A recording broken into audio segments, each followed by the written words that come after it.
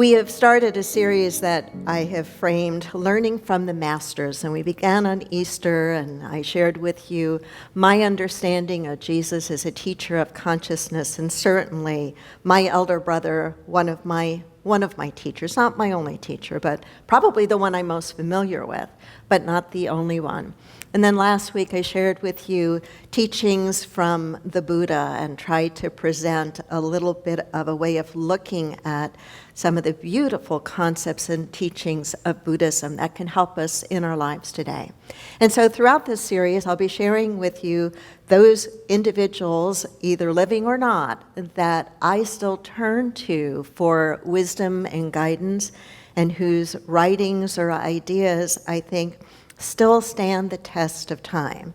And today I want to talk about truly one of my favorite teachers, and it is Lao Tzu. How many of you are familiar with Lao Tzu and the Tao Te Ching? Okay, not as many of you as I might have thought. Hopefully after my chat with you today, you'll be inspired to become more acquainted with Lao Tzu and the Tao Te Ching. Lao Tzu and the Tao Te Ching is a way of living life, I think, that is particularly helpful in today's world. It is about learning how to be with and move through whatever is happening to one personally, as well as whatever is happening in the world, to be able to hold a bigger picture and a deeper and bigger understanding of what might be going on and how we can interact in more effective ways. The term Lao Tzu is an honorific. It means old master. I like that. Just like I much prefer when I think of Jesus, I don't think of a savior. I don't think of Christ. I think of rabbi. And of all the things he was called, and of the many times he was addressed in the recordings of the Gospels, he was referred to as rabbi, as teacher. And I think that makes, at least for me, these teachers and their teachings that much more approachable, that much more within my understanding and within my reach. Lao Tzu lived about 2,600 years ago. So think about that for a moment. That means that the teachings of Lao Tzu predated any of the teachings ascribed to Jesus by about 600 years. Something was kind of going on in that period, as well as the Buddha, Siddhartha Gautama, the Buddha, and Lao Tzu, where these concepts seem to just be rising up in consciousness. And there's such similarity when we study them to the essential ideas in them. And when I come in contact with ideas that are repeated through different channels or different sources, it causes me to pay even closer attention to them, because I think they're speaking of truth with a capital T. So the teachings of Lao Tzu predate the teachings of Jesus by about 600 years, and the book attributed, or the writings attributed to Lao Tzu, are called the Tao Te Ching. And much like the Bible, there are many translations of the Tao Te Ching. This one is translated by Stephen Mitchell, and if you are at all familiar with the work of Byron Katie and Stephen Mitchell are husband and wife, which I just think is very, very fascinating. This is my favorite version of the Tao Te Ching. It is said that the Tao Te Ching is second in being translated only to the Bible, which, if that is true, then I think it suggests even more how perennial and universal the concepts and the teachings may be. Legend has it that Lao Tzu did not want to put any of his teachings in writing. And the reason it said he did not want to put any of his teachings in writing was he was afraid that they would become ritualized and dogmatic.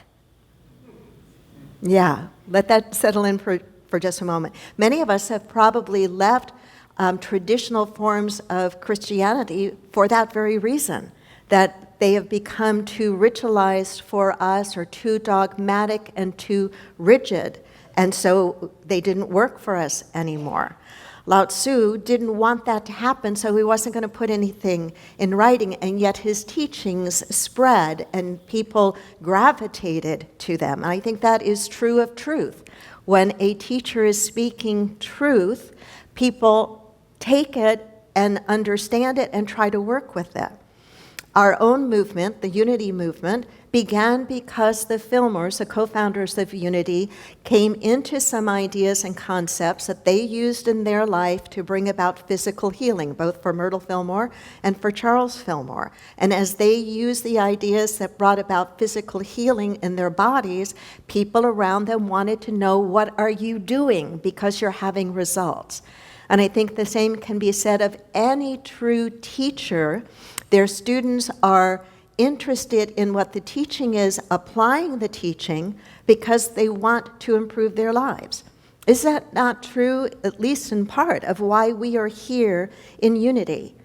There's something in the teaching that strikes a chord of truth or resonance in us, and we are looking and wanting to create a better world, a better life for ourselves. And I think that we want to extend that to create a better world and a better life for others as well. So we use our life as a laboratory for teaching. So if Lao Tzu did not want to put anything in writing, then how come we have this, right? And the legend is that in the end, he became saddened by the evil and badness of humanity, and that he decided he was going to leave the kingdom. And the legend has it that he's riding a water buffalo through the desert. I don't know about water buffaloes in desert, but it's a legend. And riding it to the edge of the kingdom. And the gatekeeper, upon seeing him and knowing that he's about ready to leave, says to Lao Tzu, "Would you please put in writing the teachings that you have been espousing all these years?" And so that's the legend behind how we have this Tao Te Ching. And what does Tao Te Ching mean? The name of it, I think, is significant. The word Tao, it's spelled T-A-O, the word Tao means the way of all life. The way of all life. Tao means the fit use of life. That's interesting, isn't it? The fit use of life, how we use this life energy, this life force, this gift of our existence that we've been given. So the way of all life, the use of life, and Ching meaning, Tao meaning the way of all life, Te Ching meaning the right use of it or the applied use of it. And so I want to share with you, obviously not 81 verses from the Tao Te Ching, but I encourage you to pick a copy up and start reading it. You could just take a verse a day or a verse a week and mull it over and see how you might apply it in your life. But what I want to do is kind of share 3 very broad categories from the Tao Te Ching and some of the verses in the Tao that I think support these broad categories. I think that Lao Tzu in his teachings wanted to accomplish 3 things. I think he encouraged people to look at the laws of nature and learn from them. If you studied Emerson, the transcendentalist, you know that Emerson also, the transcendentalist also, bless you, also looked to nature to learn from nature. But here we have Lao Tzu 2,600 years ago, and there's this theme throughout many of the verses in the Tao Te Ching that speak to the flow and the movement of nature. Then he also, another broad category, I think, of his teachings and writings have to do with the idea of self-mastery. Not converting anybody. In fact, there are writings very specific in the Tao Te Ching discouraging anyone from trying to convince anybody else of anything. Would that not be a nice world to live in right now? I think that could be an improvement. And then the last category I want to touch upon is the importance that he places on the practice of patience. So I know, the practice of patience. So learning from nature. There's a verse in the Tao, when spring comes, the grass grows by itself. When spring comes, the grass grows by itself. There's something to be said for the natural rhythm and flow of life. And I think there's something to be recognized that in us, that when we are more in the flow of life, everything feels a lot easier and better. And when we're not, when we are either striving or resisting, we are blocking the flow. We're not in the flow. And remember, part of a core teaching of Buddhism has to do with one of the reasons for suffering is that we are either resisting or we are grabbing, attaching, right? And so when we look at this idea, when spring comes, the grass grows by itself, it touches upon some very simple but very important ideas. The ebb and natural flow of life itself, that there is a timing to everything. If you're familiar with some of the teachings in the Bible, in the New Testament, in Ecclesiastes, we have the beautiful, beautiful piece that talks about to everything there is a season and a time for everything under heaven, a time to be born, a time to die, a time to plant, a time to reap that which is planted. The Doors did not create that.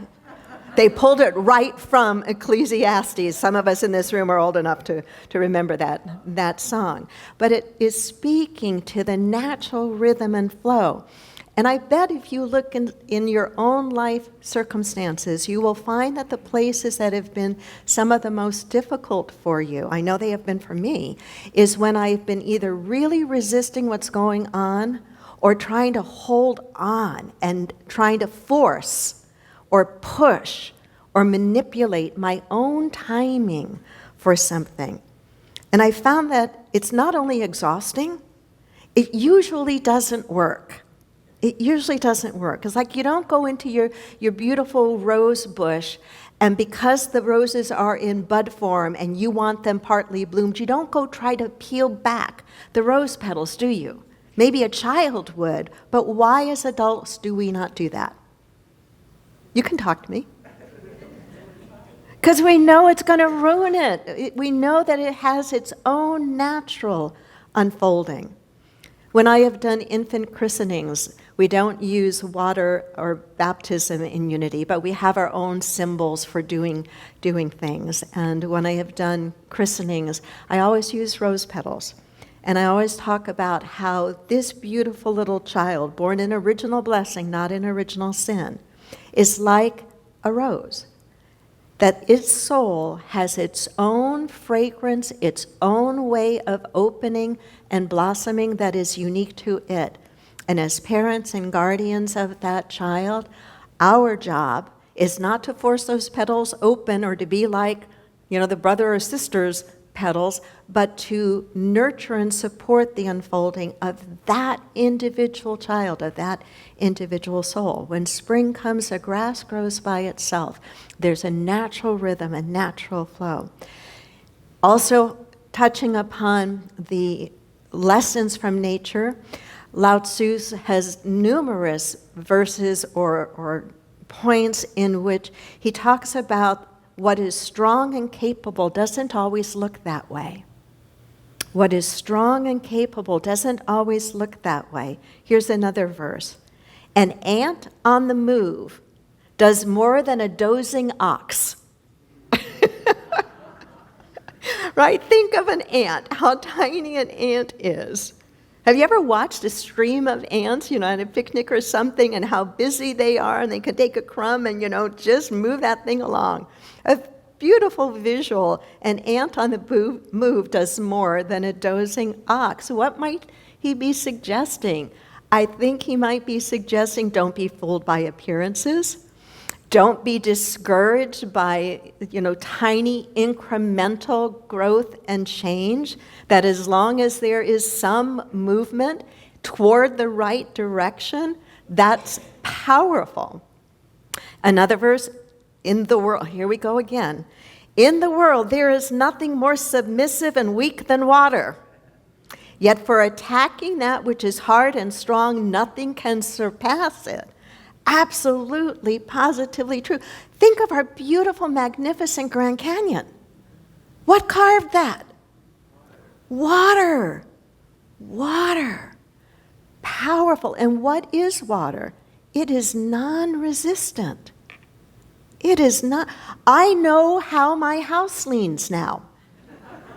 Not a whole lot, but I know the direction in which it leans because when I walked down the hallway, the water was coming down the hallway in a certain direction. It wasn't playing favorites. It was coming down in the direction where there was the least resistance to it. I want to be like water flowing through the mountains. Take that in for a moment. More peaceful, more peaceful. In the world, there's nothing more submissive and weak than water, yet for attacking that which is hard and strong, nothing surpasses it. So visual, and these are just a couple of them. There are many of them in the 81 verses. So yes, we can learn from looking outside of ourselves. I think that's the point I'm trying to make. In his focus on nature and pulling examples from nature that can help us to understand things and do things better in our own lives. He also then wrote a lot and seemed to teach a lot about self-mastery. Understanding nature isn't enough. We need to understand what? Ourselves. Ourselves. Strive for self-mastery. This is one of perhaps the most quoted and most appreciated of the 81 sayings. Knowing others is intelligence. Knowing yourself is true wisdom. Mastering others is strength. Mastering yourself is true power. If you realize that you have enough, you are truly rich. Are those not clear, true, powerful statements? Knowing others is intelligence. It is helpful to know about one another, is it not? You know, if you travel, it's helpful to know something about the culture and the customs of the place that you are visiting. In a work environment, it's helpful to know something about work styles and behavioral styles and personality styles and leadership styles to help understand one another better. Intelligence, knowing others is intelligence. It is helpful. Knowing yourself is true wisdom. And to know oneself, what do we have to do? We have to turn our attention within. We have to reflect. We have to think about. We think about our thinking. We think about our actions. We spend time reflecting, trying to understand what motivates us to do the things we do or to not do the things that we don't do. We might even seek professional help, or we might even seek the feedback from another person to give us just a perspective of how we might come across to others. But in the end, it's about the journey towards oneself, to understand oneself. Why do we do the things we do?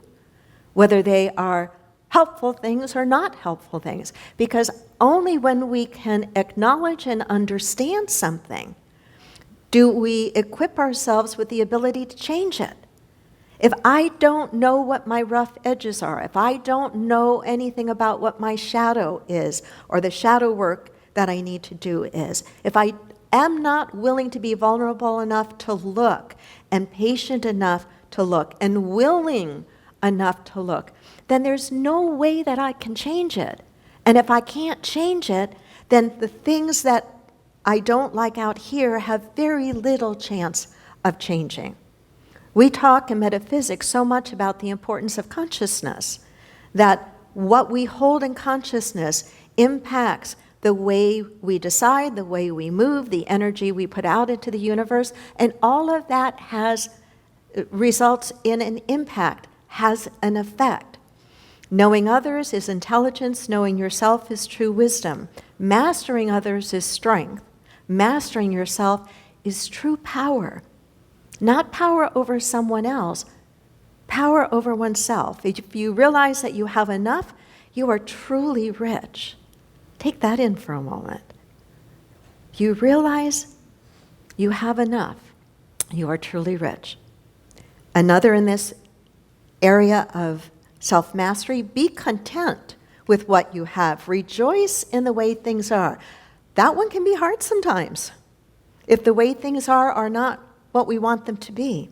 Be content with what you have. Rejoice in the way things are. When you realize there is nothing lacking, the whole world belongs to you. It's the idea of sufficiency. If you have challenges with money, if you have challenges with lack, if you seem to look at the world and look at your life through the lens of lack, what's broken or missing, and especially now with the economic times that are impacting all of us, we may be dealing with more feelings of lack. I point you to some great work by Lynn Twist in her Soul of Money book, in which she writes very much about this idea of sufficiency and how that can help us so much in being able to feel enough, in being able to appreciate who and what we are and who and what we have, so that we become a magnet to naturally welcome in and bring in additional good into our lives in a healthy and balanced way. One more thought here on self-mastery from the Tao Te Ching. When I let go of what I am, I become what I might be. Carl Jung wrote a little bit about some of this idea, that we have to let go of the size of the life that we are living now in order to step into and live into a bigger life. When I let go of what I am, I become what I might be. To me, this is suggesting the importance of letting go of our personal histories, or at the very least, not being bound by our personal histories, especially the personal histories that are painful or traumatic, to not be bound by them. Yes, some of us, maybe many of us, have had a lot of painful things happen in our lives, and it's not to discount the pain of the thing that happened. But we don't want to keep reliving it. We don't want to keep holding on to it and being bound back there, because to the extent that we are bound back there, we can't become all we are meant to be here and now. We are stuck where? Back there. When I let go of what I am, I become what I might be. We might have to let go of things that were told to us about us growing up. Women my age, many women my age, were given messages like, don't be too strong, don't be too smart, don't be too ambitious, don't be too driven, don't dream too big. That's for men. And if you do those things, nobody's ever going to want to marry you. I grew up with that message, and I know I'm not the only one that was. To let go of that so that we can become what we are capable of becoming. And then the last area, and I'll have to touch upon it rather quickly, is, which seems funny since I want to talk to you about patience. Lao Tzu taught, nature does not hurry, yet everything is accomplished. Think about that for a moment. It doesn't hurry. Think about gardens, if you grow a garden. You and I can do everything possible to provide the best possible conditions for that plant or that bush or that vegetable or tree to grow. But it's going to grow how? In its own timing. No matter what we do, it's going to grow in its own timing. Nature does not hurry, yet everything is accomplished. To the mind that is still, the whole universe surrenders. Silence is a source of great strength. Sometimes we communicate more in silence than we do with words. Silence is a source of great strength. I think of the numerous times I've been with people, families in a hospital room as they are saying goodbye to a loved one, or being with families that are grieving after the loss of a loved one.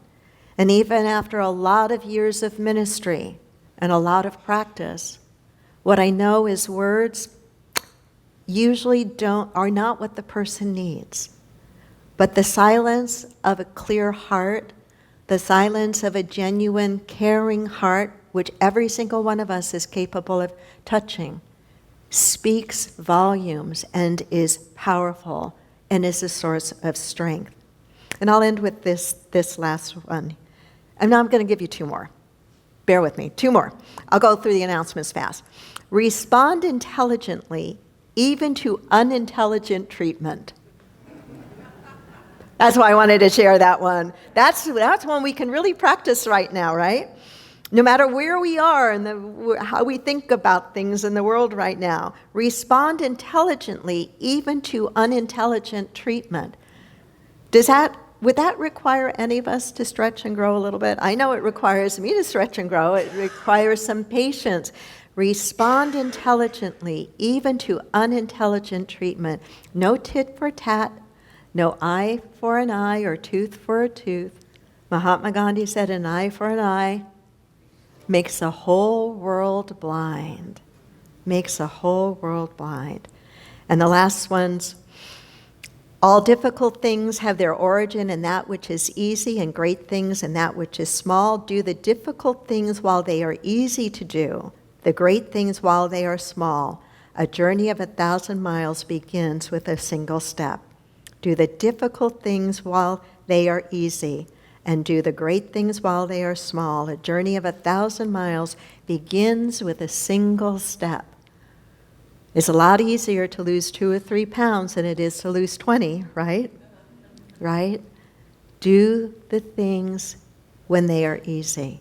Do that which is right in front of you. I don't know which of the things I've shared with you this morning from the Tao Te Ching struck a chord for you, but I hope that at least one of them did.